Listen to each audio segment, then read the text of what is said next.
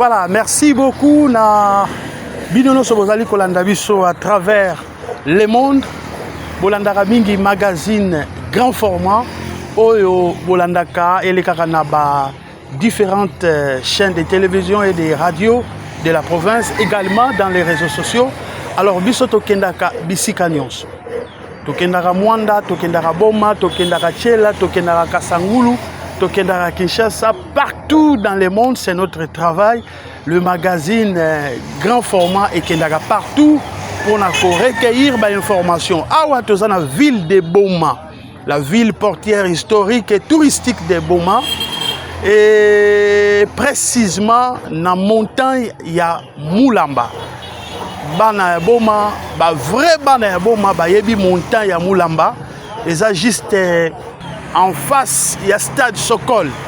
Nzela o ekenda na Ibem. Voilà, nzela ekenda na Ibem. Donc montagne ya Moulamba yango oyo. Alors tozali komona bazali kobongisa escalier.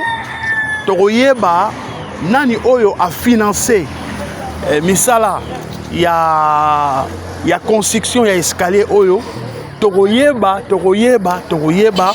et tomoni kuna musika kuna tomoni batu bafandi wana tokokoma wana toyeba nani oyo azali kosalisa misala oyo construction ya escalier oyo nani a financé yango parce que ezali action moko ya malamu esengeli tolobela touti musika ya matadi toye na Boma pona kozwa ba image pona kolakisa mokili mobimba toyeba nani oyo fondation nini association nini ezali kosalisa misala oyo oyo tobengaka na français les travaux de construction de cet escalier. Alors ensemble avec notre réalisateur l'ingénieur Hervé tokokende esika batu bafandi wana totuna bango mituna toyeba pe évolution misala tomoni batu bazo sala wana tokotuna bango nani oyo a financé misala ya construction ya escalier oyo. Et voilà, tout de suite chers auditeurs et téléspectateurs.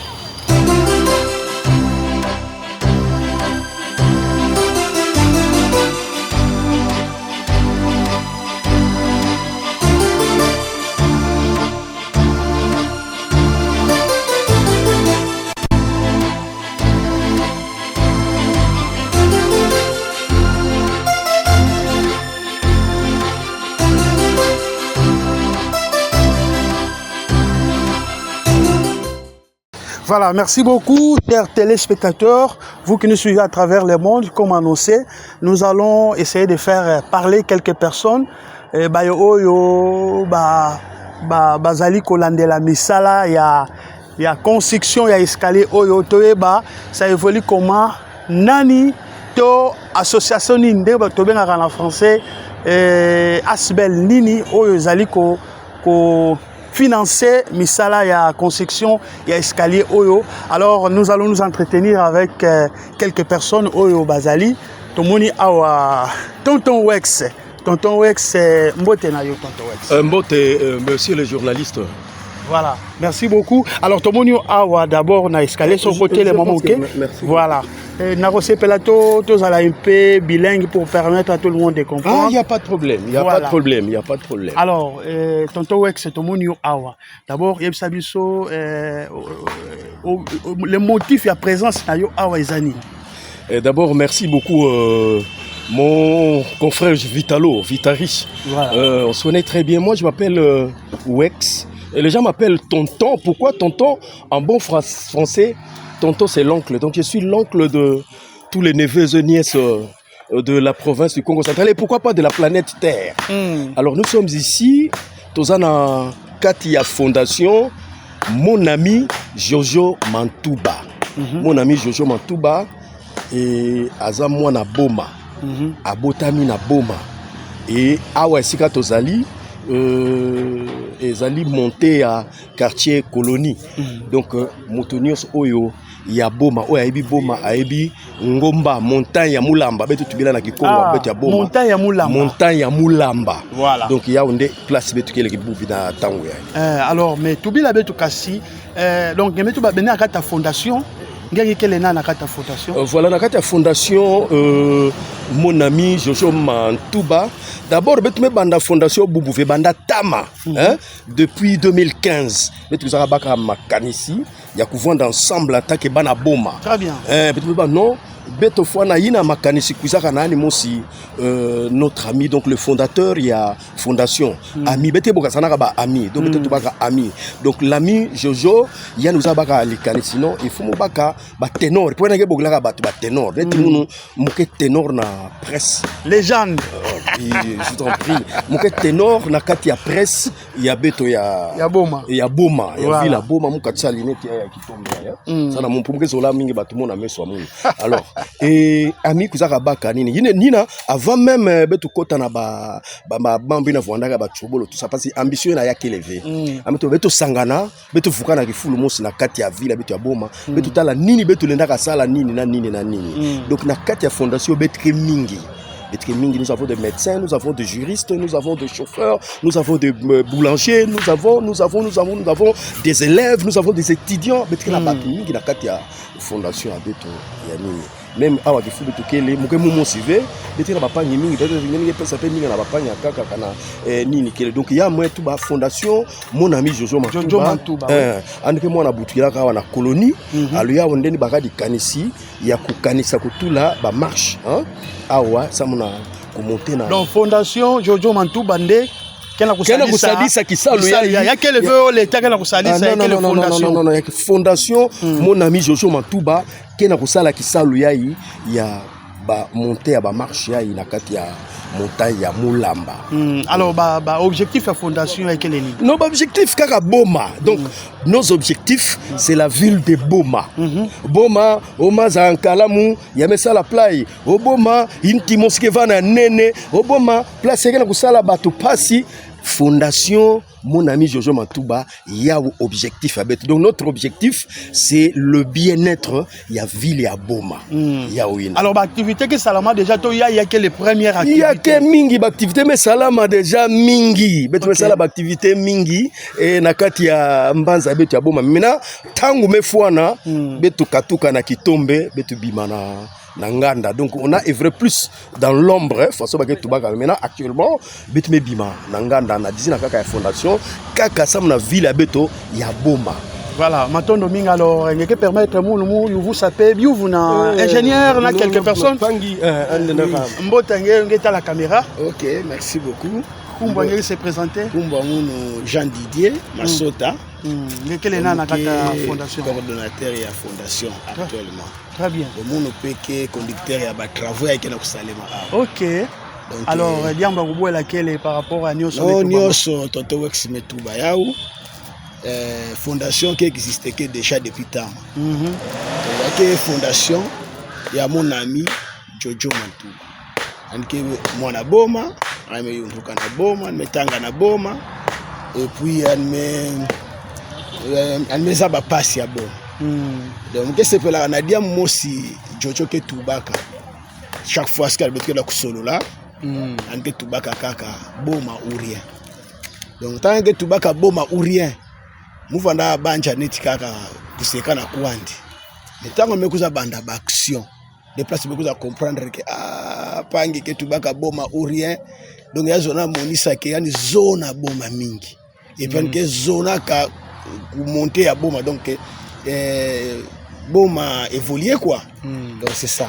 Alors tant que tu mekuza ça la fondation na kumbu nandi nde na ba moyen ya fioti ina kena kumonana ametuba betu fana banda ba action muku waka ngi fusaka tonton Wex sika na ya ke diambo tete fondation mesa non fondation depuis existence naou ya mesala déjà mambo mingi ya mezika ba mafwa ya mesala ba social donc ba œuvre sociale mingi donc ba œuvre mingi sociale ina betu na tuba ke tuba na français toute vérité n'est pas bonne à dire mais toutefois mtinu kaka tonto Wex meka tuka tuba parce que y a une précédé que nous peut-être dans le ghetto mais peut-être la coupe bimisa bossi into samu bon mazaba maintenant fondation pe bazaba qui ça le fondation que kuiza sala parce que l'ambition que mingi ya ku sala na bois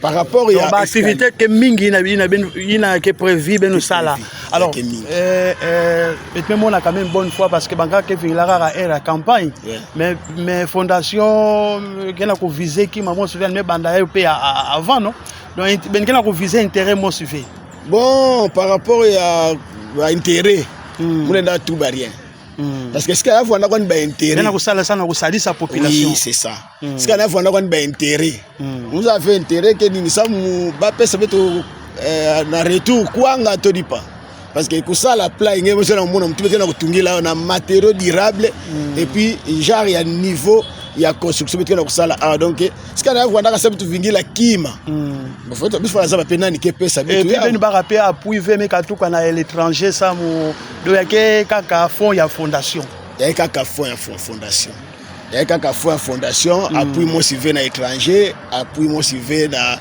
songolo pakala donc lenda tu bilange ya alors vérité ba membre quel siège pekele ça mo batno so bazaba oui ba membre quel siège pekele siège avec que na Pontville tout juste na place ya bar ya Amidi Dioro donc me kuma na bar ya Amidi Dioro siège kevana bureau kele donc batuke kuza ça de rekuna na kati ya siège kuna donc même na minute ya batena kulanda beto anzo na kuza adhérer aller na kuza vana na place ya Amidi Dioro donc en tout cas le Vunumbo TV pangi souci avec tukele batu vwanda mingi et batu kuisa mingi donc natango ya ka batu na kulanda beto ina zone nandi isadere ale na kasala nini kasi ale na kuisa nandi jusqu'ici beto na kulomba kima mosive adhésion droit d'adhésion que ofele ba me pesa nge carte ngebe kuma membre ya fondation et puis vous a profiter na ba bien ya fondation parce que fondation que kuizata la mambu mingi ya ba membre donc vendre membre qui na ba avantage mingi bon ba avantage ya ba membre na fondation ne tumlenda ka tuba mutunu mutu wetu mesalaka mingi fondation ya imezika déjà ba mafua mingi très bien imezika ba mafua mingi ba témoignage kele et en plus ya me sauver que batu mingi par rapport à ba arrestation mingi melutaka na bwala ba mekanga nge comme fondation ke na ba avocat avocat ya fondation de la kwenda nwani na ngepe très bien à part yaou batuke na kuzanga bisalo ba assistance sociale kele ngeme ba ka problème fondation mais c'est ça batuke na kuzanga bisalo fondation lendaka sadi sange yonge baka kisalo na ba relation ina kena beto parce que na tango yayi eto ndafona na kati ya fondation nous savons tout déjà quelques personnes quelques membres déjà me baka bisalo bankaka déjà me kotaka depuis trama. Je peux dire oui ou non, mais ça la lobbying. Voilà, merci beaucoup. Alors, on va aussi prendre d'autres personnes.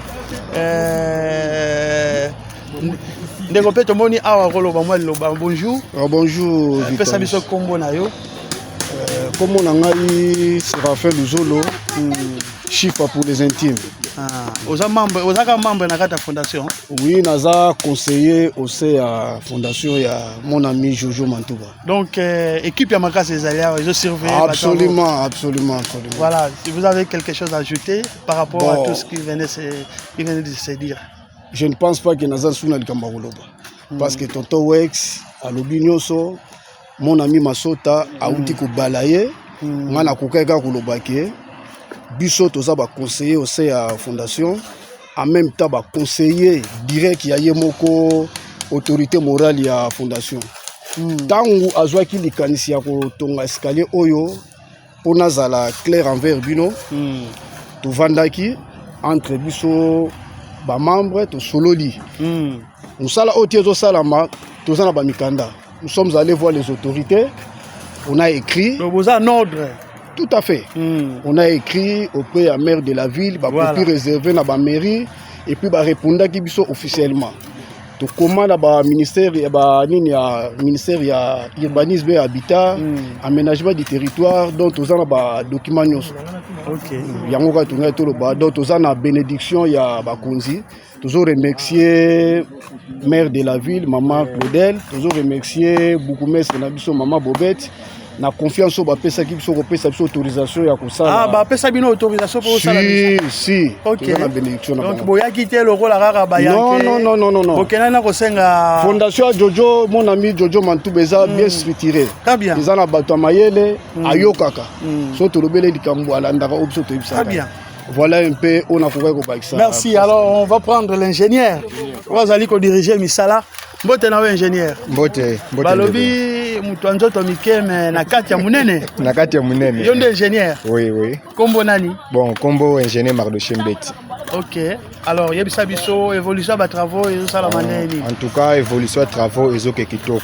Depuis to bandaki na débit donc repos ezate. Tozo évoluer kitoko, plan epesamaki, tozo kenango na matériaux durables. Oh. Oui. Matériaux durables. Matériaux durables. Ezate que no ceux qui poto ceux qui nini ntoto beme sangisa rien. Bon, ils ont quand même n'importe quelle fondation quand même. Donc il faut tous à la exemple, il faut tous à l'exemplaire. Ingénieur aux orgueil fort. Oui. Non, le vérité. Oui. Pas n'importe quelle fondation. Pas n'importe quelle fondation. Voilà, parce que na kotala déjà misala les salama awa au raisonner gara mbongo ebele ezo kende awa. En tout cas, sans la volonté la volonté lokola. Papa na biso Georges Mantouba ko kosala musalo te. Voilà. Le mbongo ezo kende belé consommation belé mais aza déterminé et si là. Siko yo yebisa biso en tant qu'ingénieur, misala yo ozwa combien de temps? Musala déjà, tu peux savoir déjà calcul il y a 1 mois 2 semaines. 1 mois 2 semaines. Oui. Parce que obstacle to kutana obstacle belé, j'espère que ozomona libanga to kutana ngo a ozibiso tant ko bukango, mais tozo kende kaka. OK.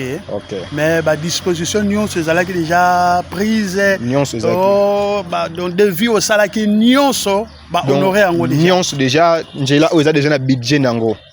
Donc alobaki toza déterminé to kozonga sima te pas de repos chaque journée là. Olobi 1 mois et demi. 1 mois 2 semaines déjà. Et bandaki quand? Vous en avez idée? Oui, nous sommes bandaki déjà depuis les 15 mois passés. Oui. Les lots ont évolué. Donc, comme déjà presque vers la fin. Très bien. OK. Merci beaucoup. Alors, je crois que nous allons finir avec le vieux Maître Masson. Il sera lobby ma belle. Maître, Maître Masson. Balobi yenda koloba français. Français koto. Alors, français. Voilà, misala ezotambola ndeni. Misala ezokende bien. Ezokende bien po mutunano azotambisa musala wana azomema musala kitoko. Nani wana? Papa Didier. Azomema penya musala na epepele. Soki bosengi akolia mbala moko. Oh, eloko tele ezozanga mbala moko. Mbala moko nyonso azopesa. Pour ceux qui ezalaki ba sourire. Ceux qui ezalaki ba misusu sunu musala déjà na katikati kuna tokata déjà mais tozo continuer musala na biso tina suka. Très bien. Azola kisapenja oui naza muta misala. Ba difficulté ezate hein. Ezate. Bozo évoluer normalement. Normalement tozo kende tina suka. Mais c'est le français. Balobi olobara français à Belgique. Bonjour. Vous avez quelque chose à ajouter? Bon, quelque chose à ajouter par rapport aux travaux. Comme vous le constatez, moi je me présente, je suis maître Papi Mavitigela, je suis un constructeur de la ville de Boma. Et notre ami Chifa a soulevé que notre fondation est bien structurée, on a demandé des autorisations et moi étant de la fonction publique, surtout dans les travaux publics, parce que ça ce sont les travaux publics. C'est moi qui gère la commune d'Indjadi au niveau des travaux publics. Très bien. Alors, on m'a fait confiance.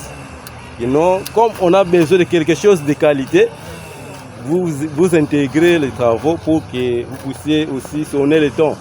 Hein, pour que les travaux puissent vraiment avoir de l'impact comme ce sont des travaux à l'intérêt public.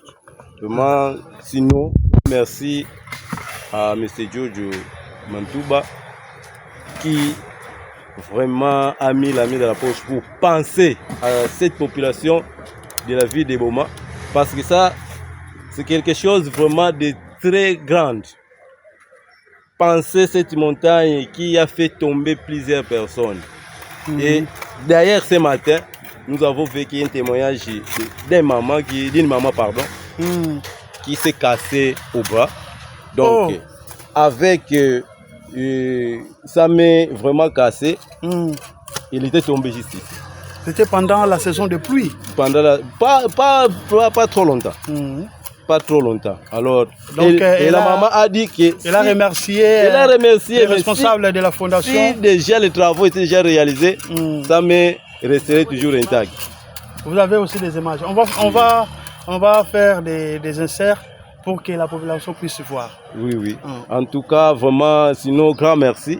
Monsieur Jojo Mantouba, c'est un homme à féliciter. À féliciter. Et j'aurais lancé aussi un message aux Bomatraciens, surtout de faire bon usage de cet ouvrage.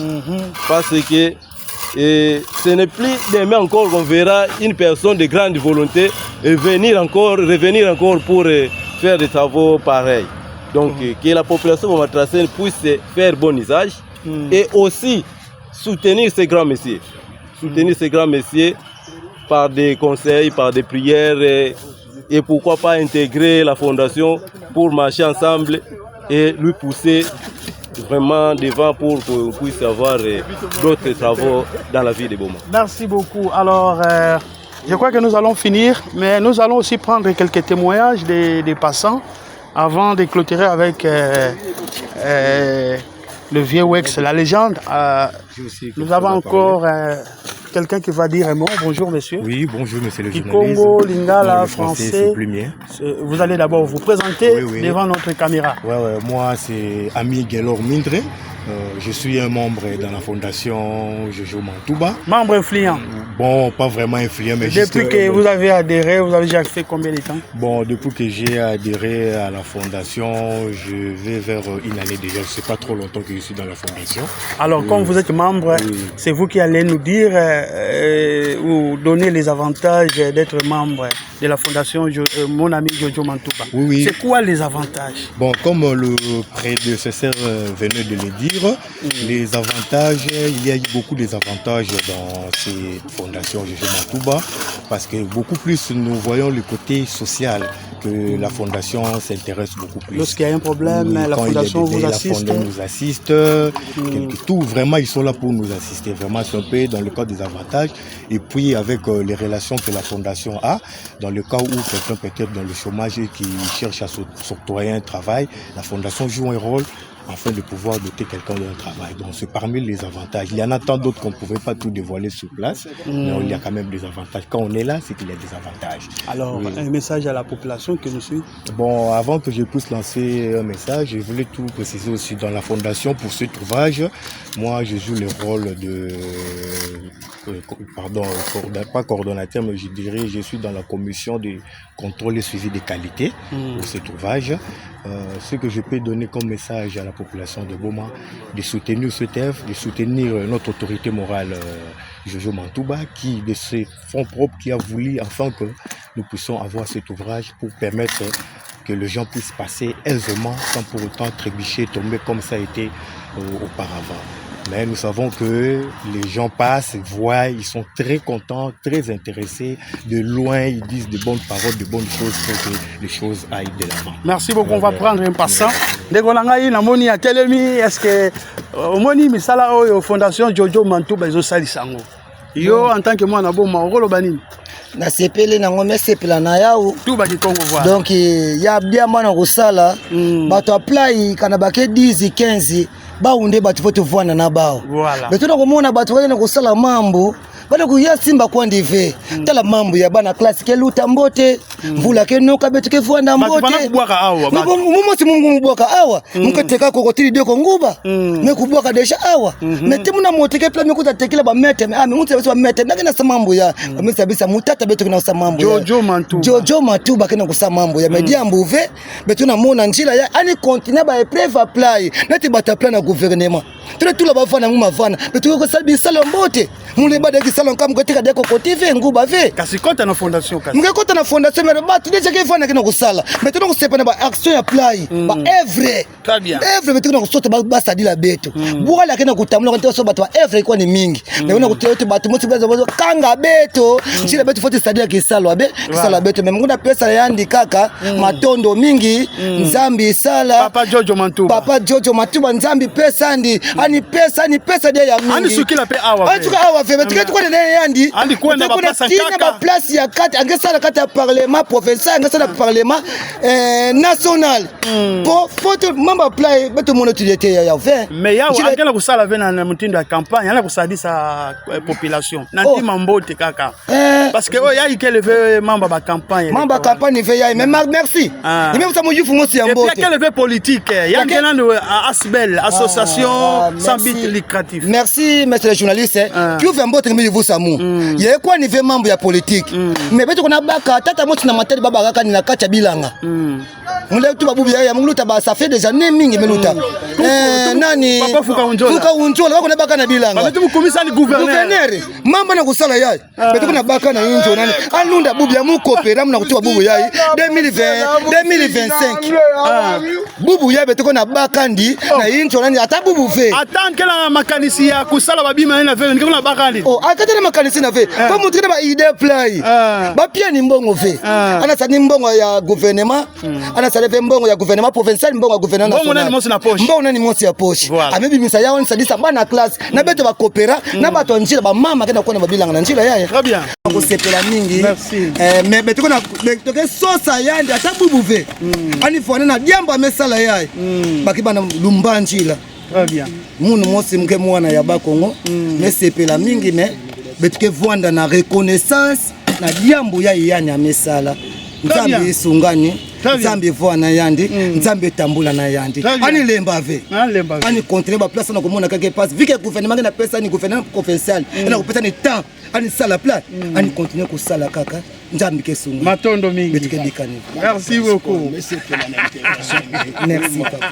donc comment dire en tout cas merci pour la question on a je sais c'est depuis longtemps yo za moi na boma za vraiment na boma ne grandi à boma tout le monde sait mutabo ignorant azati voilà toyebani biso nyonso voilà eloko ozongisi mboka na biso boma oyo nsima lelo nga nalobaka na bato tokanga bapapa na biso bakoko na biso banoko na biso ya boma bandoki te biso moko bagene oza bandoki na ville na biso ya boma parce que tolingaki émergence ya ville oyo te pour preuve contraire même port oyo ekenda na matadi ngele ezala na boma oyo biso nyonso oyo tozopartenir na ville ya boma oyo mosusu esalema na boma oyo esaliki eboma ekende liboso te pourkui tokelemelaki bato bazalaki na vision ya malamu eza likanisi moko ya mabe yango na yebisaka la fois parce que tosolaki tokointégrer vision oyo mais soki déjà na kati bino boya na kati boza esprit ya division esprit ya moto alingi ozalaki bongai wana bointégre biso te tokoya te parce que oyo eza œuvre ya boma mobima tata ya jojo kaka olekawa te leki ya jojo kaka te mama na ye kaka te asala yango mpo na famille na ye te mais il a fait ça mpo na boma mo tolingi bato ndenge oyo boye bakontinue kosala bango donc biso vision ya biso ya jeune leader ezali oyo nyonso kosalikama malamu kosoutenir mais soki oye kotelemela motu wana biso mpe tokoko te tokotika yo te tokotelemela yo tokotya yo feti na soki omonaka eno boma yo place na ngai kovanda te donc bato nyonso bazosala malamu bakontinue kosala oyo bazomona ndenge jojo azosala soki mpe bokolinga kolanda lokolo ya malamu bosala yango ville évoluaka bongo concurrence e bozala loyal eza bien oyo asali bongai mpe nasala bo bosala ngo mpona baintégrité no boya tofote bino déjà tozoloba ngo boma ekozala so ndenge ezalaki na 2023 te bosatendre te na 2028 nakoya nanga mutu asala plai kaka samu na campagne apo ameka vote meko na mu député ameka vote mebika mu mambo plai ya biso non ameko ya betu zabla mambo ngika tu élection ke tama mutu zabla samu na fondation ana kosala kwa na mambo ya fondation ke apolitique awa ngevo na opposition ngevwanda na pouvoir ngevwanda na union sacrée mais nous pouvons intégrer idée kana ngepela idée kupesa idée kubola awa buela idée donc mais tunanisaka Jacques Mbadu betu mosunuanisaka Jacques na kusala banjila muna vile na kusala banjila na bainjo na betu nuanisaka Jacques na betu bayai na betu non betu moko mabuke mo sala kola témoignage voilà mais betu na sala dia avec mbungu na mambo mbote betu bana nuanisaka ntango tulokola ingénieur chipo na T'as la ménage, une jeune qui va vendre l'étage, je peux mettre tout là. Bon, comment tu as tout escalier là? Mais quand on a tout la lampadaire, ah, bah, tout la moine, tout ça. Il y a des sammes de terrain. Et maintenant, on t'a plaqué dans le stade, on va prendre vous en Ouanissan. Est-ce qu'il y a des sammes dans la ville à Boma? Alors, il y a un Ouanissan ville. Donc, il y a un Ouanissan Jojo, il y a un Ouanissan ville à Boma. Il y a un Ouanissan Jojo, ah, ville nyonso ya Boma, il y a un Ouanissan Jojo. Pourquoi on a un Ouanissan Jojo dans la ville nyonso ya Boma? Tata, en tout cas, on a fait merci na papa Jojo Matuba pour la likanisi oya vie ya kusala nzela oyo. En tout cas, on a fait nzambe merci. Soki nzambe ya kutoucher ba pebele pour na tina ko aider ba et kozala malamu pour biso tala na glissa na nzela oyo depuis mois de novembre ti lelo naza na shop na tumsa malheur nyonso na nzela hospital pour na loboko. Soki azalaka avant asala yango peut-être na kuya te. Mais le quoi so sala na pesi nzambe merci pour bato mosusu mpe bakoya te lokola nga naza shop. Ok, merci. Merci beaucoup, maman. Okay. Voilà, merci beaucoup. Alors, on va finir avec la légende de la presse de Boma, Tonton Wex. Tonton Wex, nous sommes arrivés à la fin de cette émission. Alors, si vous pouvez dire un mot de la fin à la population bomatracienne qui est en train de nous suivre en ce moment. Merci beaucoup, très chers confrères journalistes. D'abord, je suis très très ravi de votre passage ici dans notre site issu du mont Moulamba.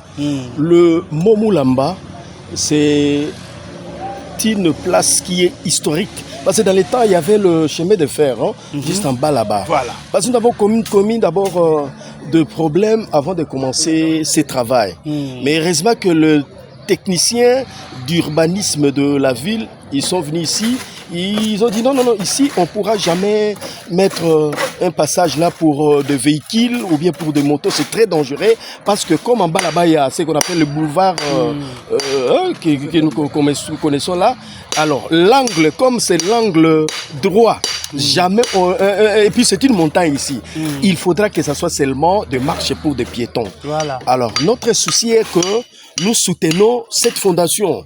Cette fondation, notre siège social, c'est au niveau du pont de la ville ici. Pont, la place, il y a un petit bar là-bas, place de notre ami Didiero. On se réunit souvent là-bas. Okay. Et puis si vous avez peut-être des ambitions, quoi ajouter, vous pouvez passer là-bas. Sinon, nous sommes là.